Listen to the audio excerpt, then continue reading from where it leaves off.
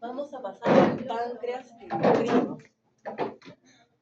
Ya el páncreas endocrino nosotros lo hemos visto en el sistema digestivo.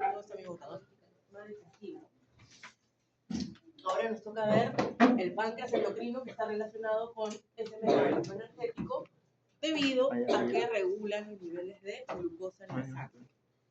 Vamos a recordar, encontramos a los islotes de Langerhans, en el cual vamos a encontrar diferentes tipos de células.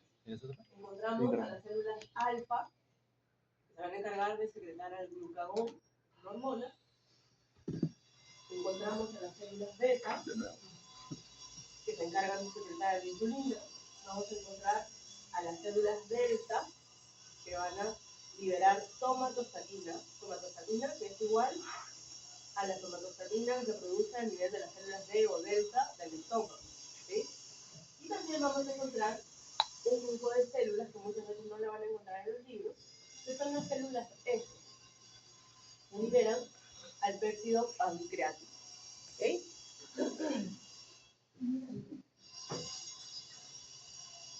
Vean aquí, la insulina producida por las células beta representa el 65%. Es decir, son las células principales que nosotros vamos a encontrar dentro de estos islotes del área. El glucagón representa el 20%, la somatostatina un 10% y el polipéptido pancreático un 5%. ¿Okay? Y estas enzimas son de origen peptídico, están formadas por cadenas de aminoácidos. En el caso de la insulina, que es la primera hormona pancreática que nosotros vamos a estar viendo, está formada por dos cadenas.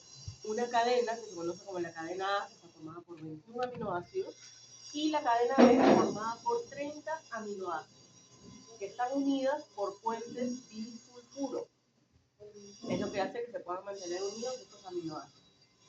Ahora, algo importante y a modo de comentario, que seguramente lo van a ver tal vez en fármaco o en algún curso de química, es que en las especies domésticas, la insulina felina es muy similar a la insulina bovina.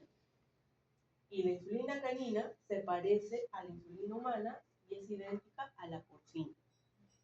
¿Qué significa esto? Que cuando nosotros tenemos pacientes con diabetes, por ejemplo, de tipo 2 o de tipo 1, en gatos y en perros, nosotros podemos recurrir a la insulina, ya sea de bovino o bien a la insulina de porcino, porque son mucho más fáciles de acceder.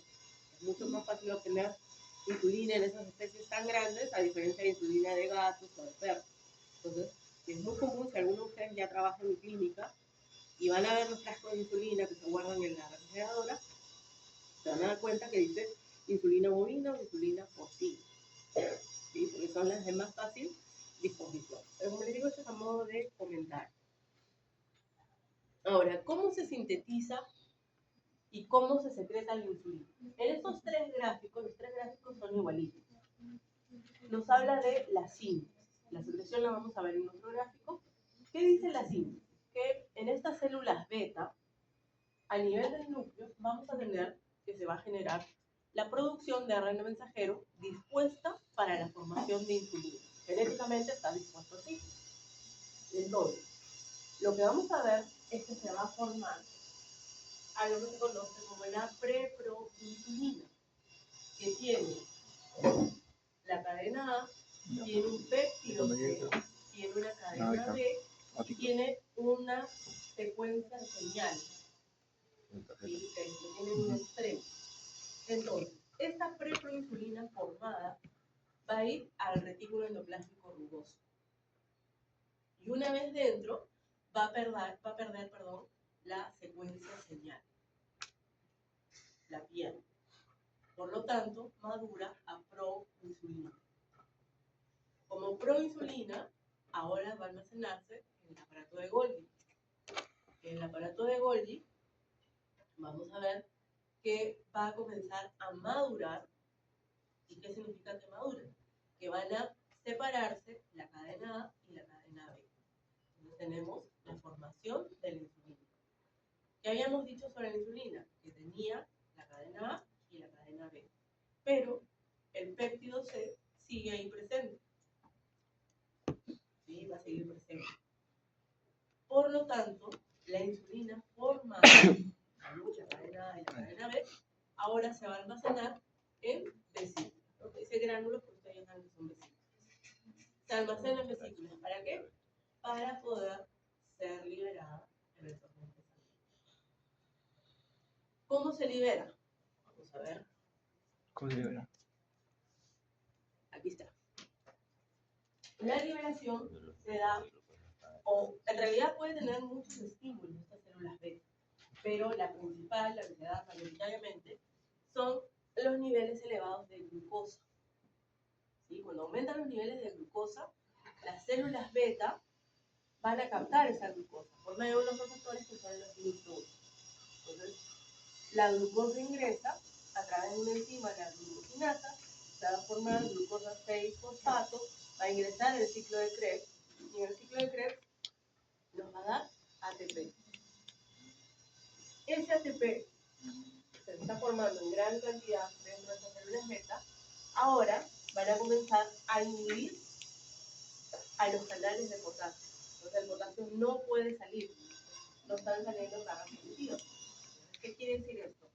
Que la cara interna de la membrana se está haciendo positiva. Por lo tanto, si se hace positiva, significa que se despolariza. Entonces vamos a tener despolarización. Y esta despolarización genera que se abran los canales de calcio dependientes de voltaje. Ingresa el calcio, aumenta el calcio a nivel intracelular, y con las proteínas del grupo SNAP van a generar que las vesículas que contienen insulina comiencen a desplazarse, se fundan con la membrana y se pueda liberar por exocitosis de insulina. Esa es la forma como se libera. ¿Hay alguna pregunta sobre cómo se sintetiza y cómo se secreta la insulina?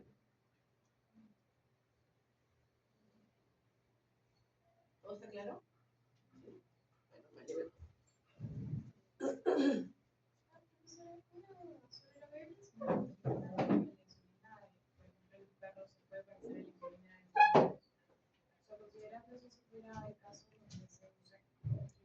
Se podría, solamente que es un poco complicado. Incluso para humanos se utiliza, por ejemplo, la que es de porcino. Ajá. ¿Te parecería como, por ejemplo, cuando hay... Yo tenía un tío que le amputaron el pie porque tenía pie diabético, Ya. entonces le reconstruyeron con carne de porcino. Ajá. Tendría que tener Claro, justamente por ese mismo motivo, en el caso de...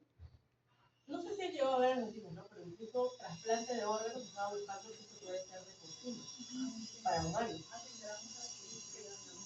Entre los órganos porque son muy compatibles.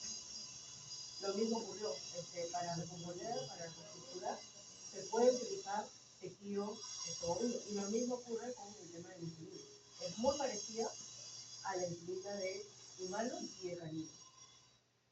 Entonces no sería raro que, como les digo, también pueda dar que se coloca insulina porcina al ser humano. ¿Sí? De hecho, en las inyecciones de insulina dicen, ¿no? Ustedes van a ver. O en los frascos, porque también hay frascos multidosis. Aunque los frascos multidosis los utilizamos más en veterinaria. Ahora, ¿qué influencias o quiénes influyen, mejor dicho, sobre las células B? El primero, el aumento de la glucosa plasmática. Es decir, cuando los niveles de glucosa en sangre son muy altos, se estimulan estas GLUT2, lo cual hace que se libere insulina. Eso es lo que ocurre mayoritariamente.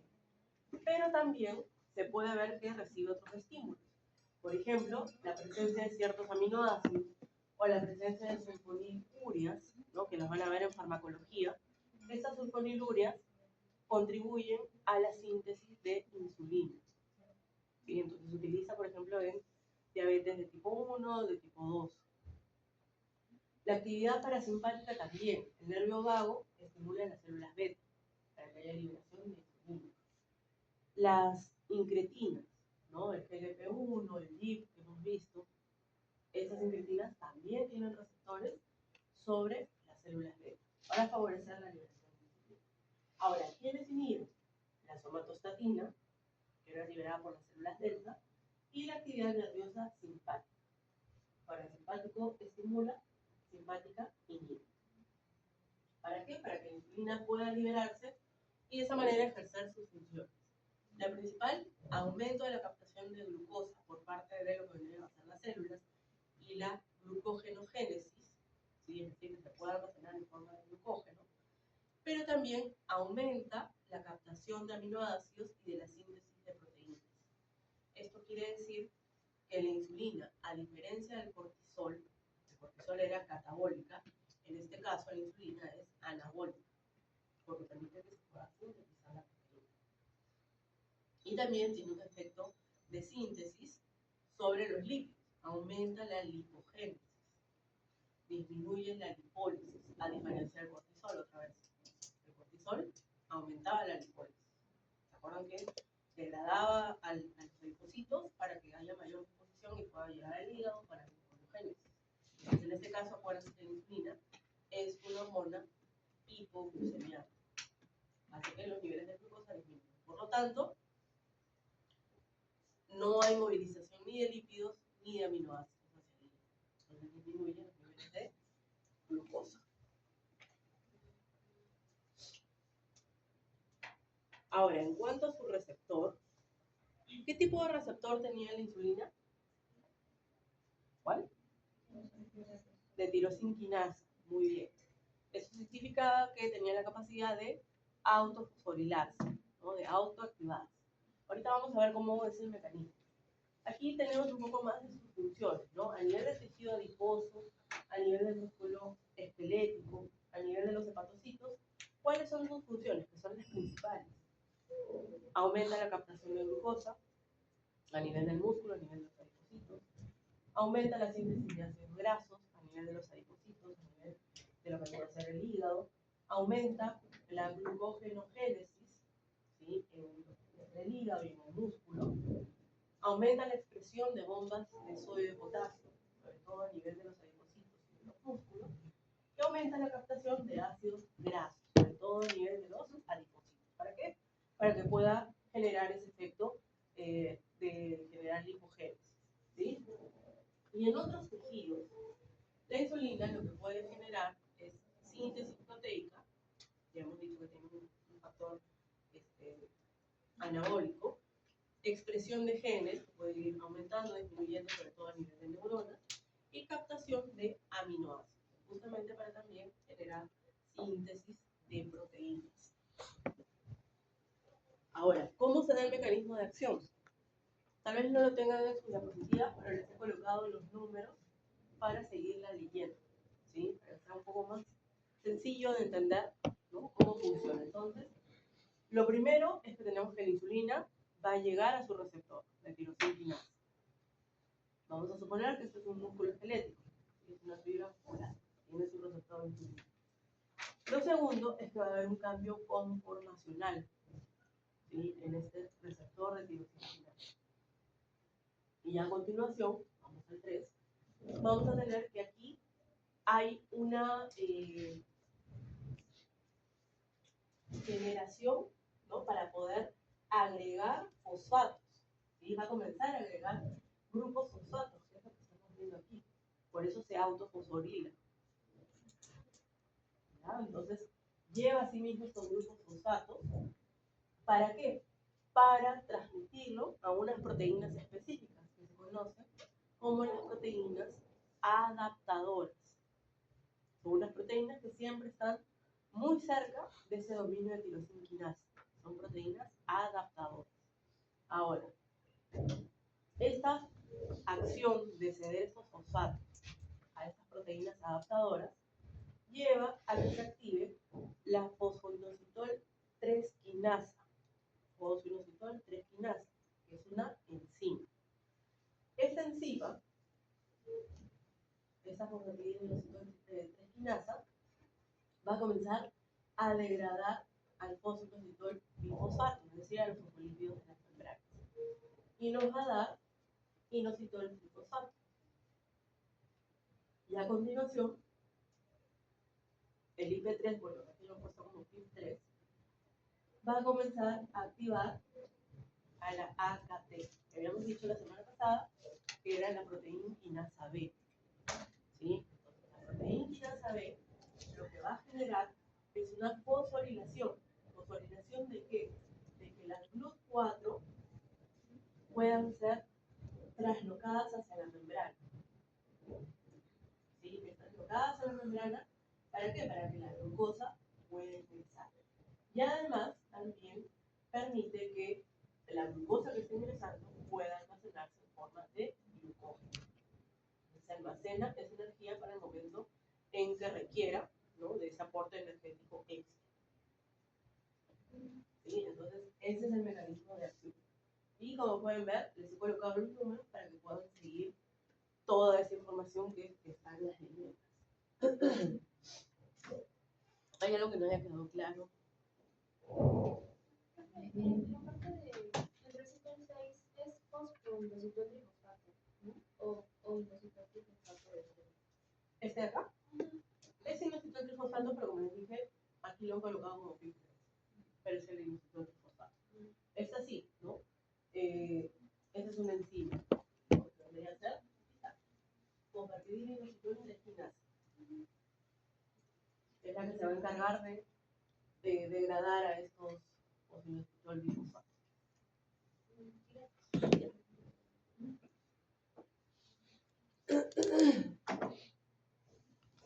¿Está claro? ¿Sí? Tienen aquí un cuadrito que les hemos colocado sobre las GLUT y las SGLT, ¿no?, los transportadores de glucosa.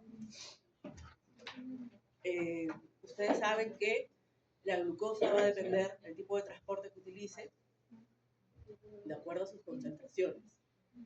¿Sí?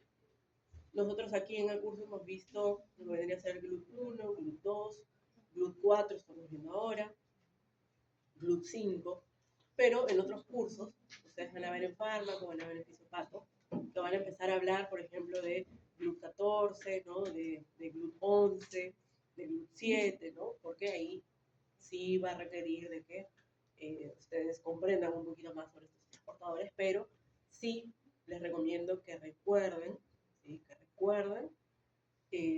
que todo va a depender de las concentraciones de la glucosa, ¿sí?, para saber si necesita utilizar una difusión facilitada, que es un transporte pasivo, o bien si necesita un transporte activo, ¿no?, como son las SGLT, por cotransporte. Muy bien, dejando de lado a lo que vendría a ser la insulina, pasamos al glucagón. En este caso, el glucagón también es una hormona de tipo peptídica, ¿no?, que está formada por 29 aminoácidos y se va a sintetizar y secretar a nivel de las células alfa del páncreas, ¿no?, de los islotes del alfa. Ahora, aparte del páncreas, en el estómago, vean lo que dice, sintetiza una molécula llamada glucagón intestinal, que es el péptido inhibidor gástrico, que nosotros lo conocemos como GLIC. Y en el intestino delgado produce glicentina, que es una hormona que también está muy relacionada con estos niveles de glucosa. Entonces lo que hacen, sobre todo el GLIC, que ustedes ya lo saben, es reducir las secreciones digestivas y retrasan el vaciamiento gástrico porque funcionaba como enterogastrón, ¿no?, junto con también las incretinas, como el GLP-1 y GLP-2. También ya las hemos visto. Ahora, ¿cómo se sintetiza el glucagón? Primero, respecto al glucagón no hay muchos gráficos que nos muestren la síntesis. La mayoría de gráficos nos muestran eso. Entonces también abajo les he colocado la leyenda, esto creo que sí lo tienen en las diapositivas, en el cual también a nivel de células alfa, a nivel del núcleo, vamos a tener un ARN mensajero que va a estar preparado genéticamente para poder sintetizar al glucagón. Entonces primero se va a formar el pre-proglucagón, ¿sí?, pre-proglucagón, que se va a almacenar primero en el retículo endoplásmico rugoso, ¿sí?, va a ir madurando, va a también haber una escisión en uno de sus extremos, el cual lo va a convertir en proglucagón. Y ese proglucagón ahora se va a almacenar en el aparato de Golgi. En el aparato de Golgi va a seguir madurando hasta convertirse en glucagón. Se va a almacenar en vesículas y lo que vamos a ver es que esas vesículas van a liberar al glucagón por exocitosis en la sangre. ¿Para qué? Para poder ejercer su función.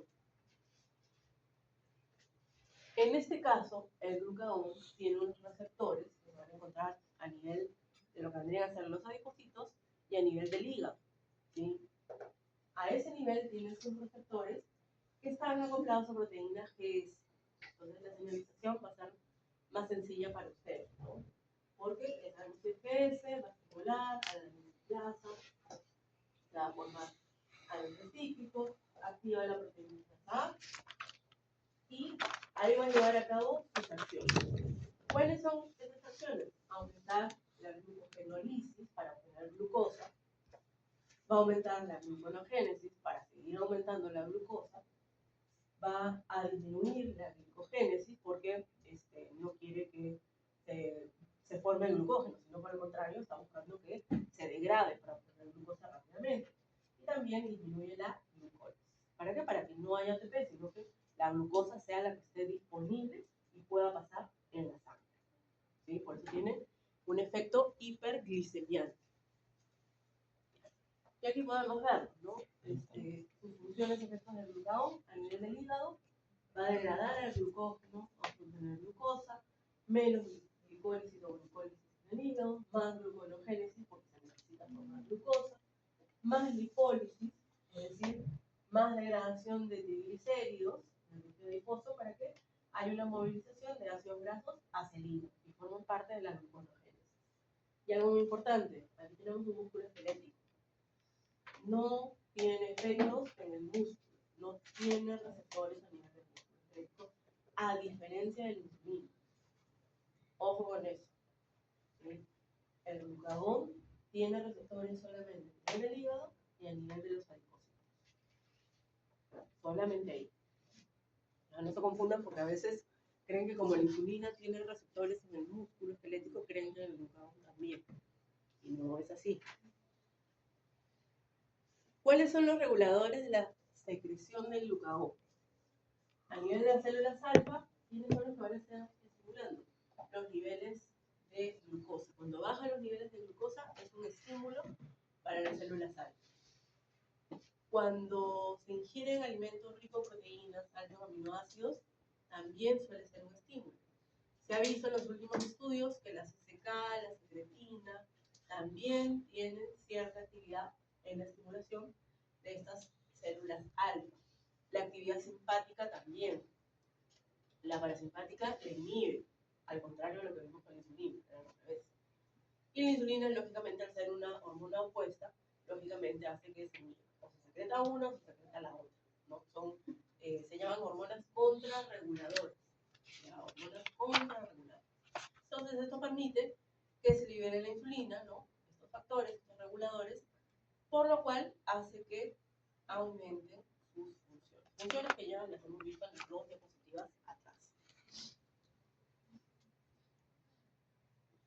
Pasamos a la somatostatina. La somatostatina tiene una función también reguladora muy importante.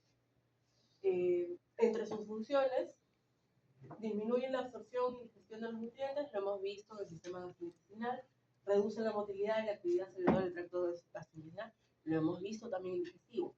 Y la que vamos a ver ahora es la regulación de las células endocrinas del páncreas. Esa es la que nos interesa en este momento, ¿no? Estas células delta o células D liberan somatostatina. Y normalmente está formada por 14 aminoácidos y tiene un tiempo de vida media muy cortito. ¿Sí? Dicen que puede tener un máximo de 5 minutos. Es así, la exposición es muy rápida. ¿Cómo es que funciona? Lo que vemos aquí, esta parte de aquí, es lo que normalmente ocurre para que se libere la insulina, que ya lo hemos explicado. La glucosa, receptores GLUT2, la glucosa entra en lo que vendría a ser el ciclo de Krebs, se forma ATP, el ATP cierra los canales para el potasio, lo cual hace que genere despolarización, se abren los canales de calcio dependientes del voltaje, ingresa el calcio. ¿Para qué? Para que se pueda liberar la insulina. Pero ¿qué hace la somatostatina? La somatostatina, cuando se une a sus receptores, lo que va a generar es una inhibición. ¿Qué es lo que inhibe? Normalmente inhibe a los canales de calcio dependientes de voltaje. Entonces el calcio no puede ingresar. Si no hay ingreso de calcio, entonces las vesículas no tienen cómo desplazarse, no tienen cómo fusionarse con la membrana. Entonces, lógicamente no vamos a tener liberación de insulina por estos síntomas. Entonces deja de haber liberación. Esas son algunas de sus funciones que nosotros vamos a ver, pero también tiene funciones en otros órganos y sistemas, como podemos ver ahí. Vean, a nivel de lo que vendría a ser la tiroides, se ha visto de que disminuye la liberación de las hormonas tiroideas, disminuye la liberación de calcitonina, entonces regula de alguna manera también el metabolismo energético, pero también los niveles de calcio, porque estamos hablando de calcitonina.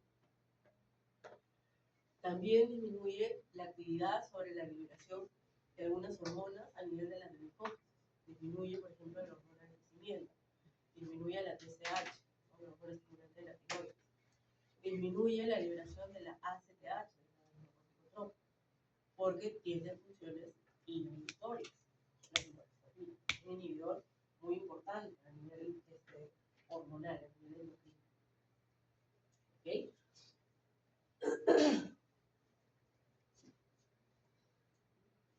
Y para ir terminando con páncreas, tenemos al polipéptido pancreático. También es una hormona de tipo polipeptídica, está formada por 36 aminoácidos, ¿no? Tiene una vida media de apenas unos pocos minutos, también incluso menos que lo que vendría a ser la somatostatina. Sus funciones: inhibe la secreción de enzimas pancreáticas, inhibe la contracción de la vesícula biliar, incrementa la motilidad intestinal y el vaciado gástrico. Y la última función que no está aquí es que también tiende a inhibir a las células beta, las células beta del páncreas. Entonces también inhibe un poco la secreción de la insulina, ¿no?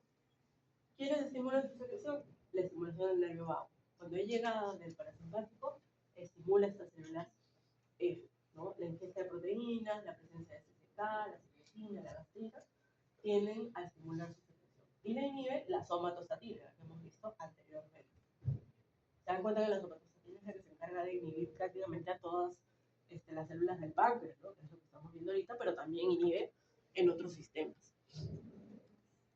Vean aquí lo que nos muestra, y es que el nervio vago que está llegando al páncreas exócrino, aquí vemos al sino, vemos al conducto, ¿no? Lo estimula para que libere un jugo pancreático, rico en enzimas y rico en bicarbonato, ¿ya? Pero este estímulo también llega a los islotes de la ceja y estimula las células F. Entonces, estas células F van a liberar polipéptido pancreático, pero su función es inhibir al núcleo dorsal motor, al núcleo del nervio vago. Por lo tanto, al final termina inhibiendo la secreción del jugo pancreático. ¿Ok? ¿Se entiende esta parte? ¿Sí? Y tenemos las incretinas, que ya las hemos visto en la última clase de digestivo. Que acuérdense que entra en el final, ¿sí? En este caso tenemos a las células K que liberan al péptido inhibidor gástrico, y tenemos a las células L que liberan al GLP-1, GLP-2, y normalmente estas sustancias químicas se liberan cuando el alimento es muy rico en carbohidratos. Entonces, si el alimento es rico en carbohidratos, los niveles de glucosa aumentan. Por lo tanto, estas incretinas son secretadas, viajan por sangre hacia el páncreas. En el páncreas tienen receptores sobre las células beta, entonces comienzan a liberar insulina. ¿Sí? Liberan insulina para que de esta manera la insulina pueda ejercer su función, que es la de disminuir los niveles de glucosa en la sangre. ¿Ok? Sí. ¿Por qué aumentaba si es que el alimento era rico en carbohidratos? La glucosa. Ahora, ustedes han escuchado hablar de la resistencia a la insulina.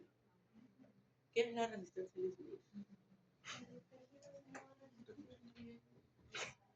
¿Sí? Dos. Correcto. Quiere decir, normalmente se da cuando los niveles de glucosa están muy elevados, entonces hace que se secrete gran cantidad de insulina. La insulina llega a sus receptores, pero es tanta la cantidad de insulina que comienza a desensibilizar a sus propios receptores. Entonces, ya la insulina no puede actuar de buena manera y por lo tanto las GLUT4 no pueden externalizarse. Entonces, la glucosa no puede almacenarse. ¿Sí? Pero también ocurre de que el cortisol, hormona que nosotros hemos hablado, también tiende a desensibilizar los receptores de insulina. Porque acuérdense que el cortisol es hiperglicemiante y lo hace de manera directa, pero también lo puede hacer de manera indirecta, desensibilizando a los receptores de insulina. Entonces la insulina no tiene sobre quién actuar. ¿Sí? Entonces vean esos dos casos que pueden presentarse. ¿Ok? Y ya para terminar la clase, vamos a darle un repaso rapidito de las hormonas de la reproducción. Aquí las vemos someramente porque, que les vuelvo a repetir, ustedes tienen el curso de REP. Ahí sí lo van a ver con lujo de detalles. Y lo que vamos a ver es en machos y hembras los ejes, el eje hipotálamo, hipófisis, ovario, en el cual vamos a ver que a nivel del hipotálamo, yo no puedo respirar nada, tenemos a las hormonas liberadoras de gonadotropinas que se van a liberar en la eminencia media y por el sistema porta llegan a lo que vendría a ser la adenohipófisis. Y en la adenohipófisis comienza a sintetizarse y liberarse la FSH y la LH. Y llegan por vía sanguínea hacia los ovarios. Y aquí lo que vamos a ver es que la FSH comienza a generar, que hay un desarrollo de los folículos. Y estos folículos comienzan a secretar una cantidad, lo que vendrían a ser los óvulos. Los óvulos que son los que vendrían a ser fecundados cuando se encuentra la cópula con el macho. ¿Sí? Estos folículos que están creciendo van a comenzar a formar estrógenos. Esos estrógenos son las hormonas femeninas que le dan ciertas características a la hembra, por ejemplo, el momento del seno, ¿no? Que se muestra receptiva al macho o que no se muestra receptiva, que todavía lo rechaza. O también ciertas características sexuales secundarias, como mayor acumulación de grasa en ciertas zonas del organismo, a diferencia de los machos, que es más musculatura. ¿No? Por ponerles un ejemplo. Ay, no puedo hablar. Ya vamos a terminar. Ya podemos. Ahora, en el caso de la LH, ¿sí? La LH se va a encargar de favorecer la aparición de la ovulación.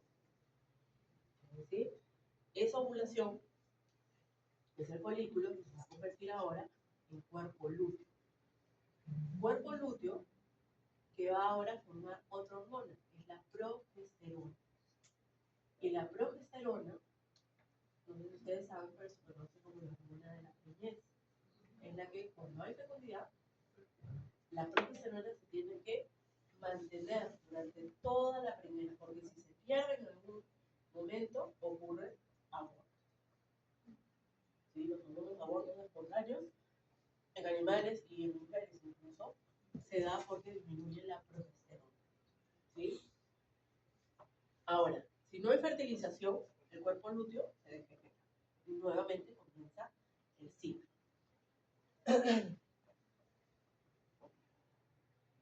Tenemos aquí un ciclo estral en bovinos. Creo que en la clase pasada les comenté que hay hembras que son poliéstricas, estacionales, ¿no? Que de acuerdo al ritmo circadiano, pero en el caso de las vacas se da cada 21 días. Y esto es lo que se presenta cada 21 días. Son las fases del ciclo estral, que vuelvo a repetir, las van a ver con lujo de detalles en retro, pero para que las conozcan son proestro, estro, que es el celo, metaestro, diestro y hay anestro en otras especies, hasta que nuevamente comienza otra vez. Durante el estro, que es el celo, el folículo está bien desarrollado, los estrógenos están en su pico, ¿sí? Entonces aquí el folículo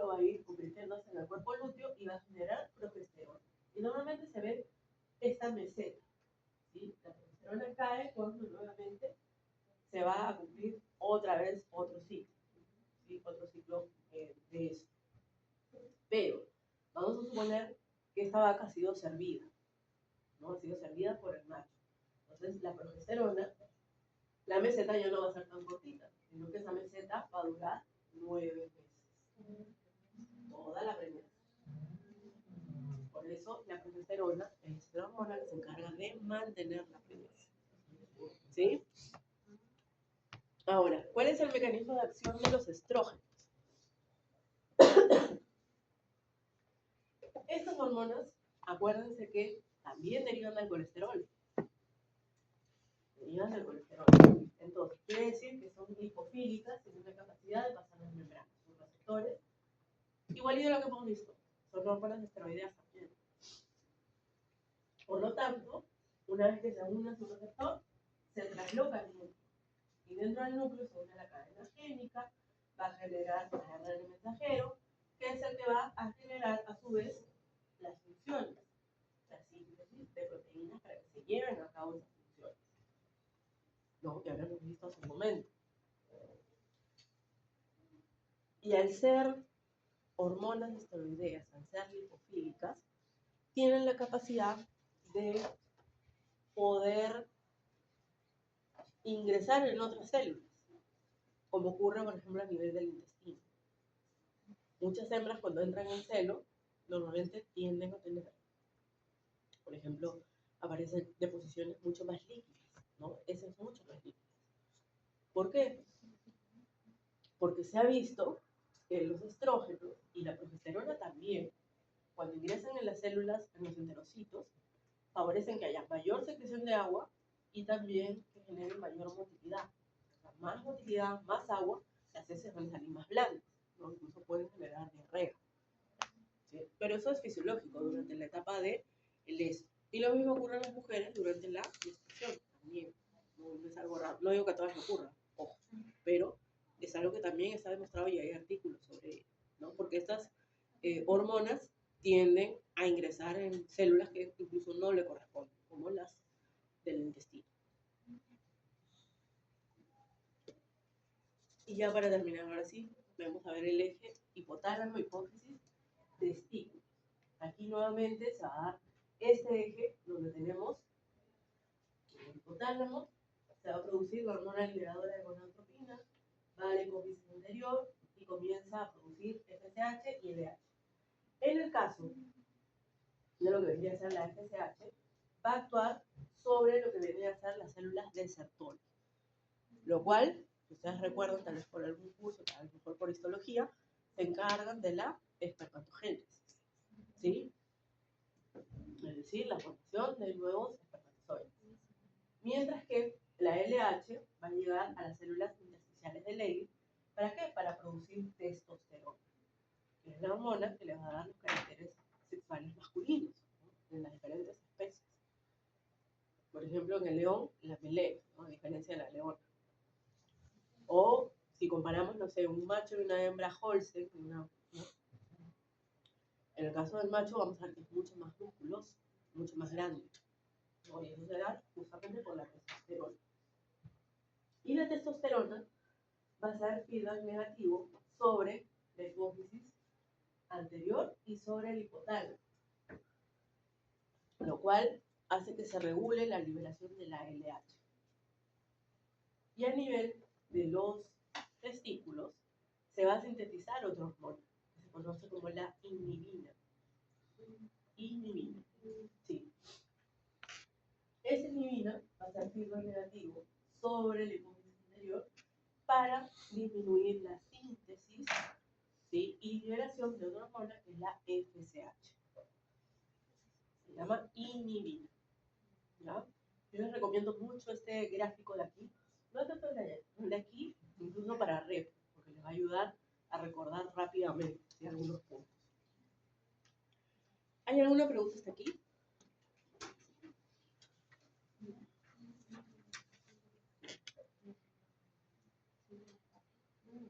¿Ninguna? Bueno, entonces hemos terminado nuestra última clase. Ya pueden comer.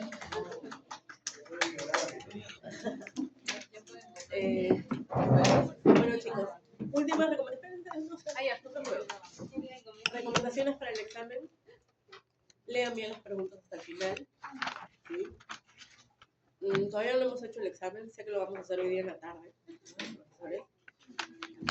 Lean bien hasta el final, si se necesita justificar, justifiquen, si no se necesita justificar, no justifiquen. Lean bien los casos clínicos, lean lo que se les pide. Acuérdense que en casos clínicos se les pone un montón de signos, pero lo que nosotros queremos que expliquen es fisiológicamente, mecanismos fisiológicos, que es lo que nos la pasamos dando en clases. ¿Sí? Pongan bien el número de su sección.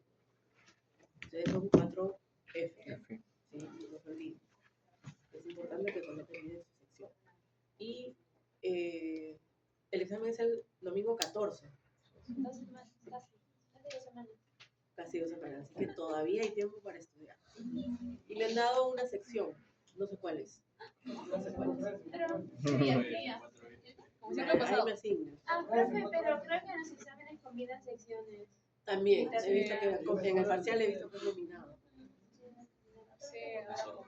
Pero como es domingo, no sé si van a combinar, pero no sé. Igual me dijeron si tenía disponibilidad, yo dije que sí. Vamos a ver si me toca con ustedes o con alguna otra sección. Entonces, eso quiere decir que quizás los veas hoy día. Igual nos vamos a seguir viendo en capacitaciones, en congresos, nos vamos a convertir en colegas. Igual si alguien necesita recordar algo de física me puede escribir, a veces me escriben mis exalumnos para que les explique algún mecanismo que por ahí se les perdió. Sí, que se perdió. Y si no, bueno, sé que algunos vamos a tener que volver a vernos, pero es parte del proceso. ¿Sí? ¿Ya? Y bueno, eso sería todo, así que gracias y nos estamos viendo, si no es el 14, nos estamos viendo en alguna otra vez. Ya. El señor terminamos antes de que el señor evangelista se ponga a llorar.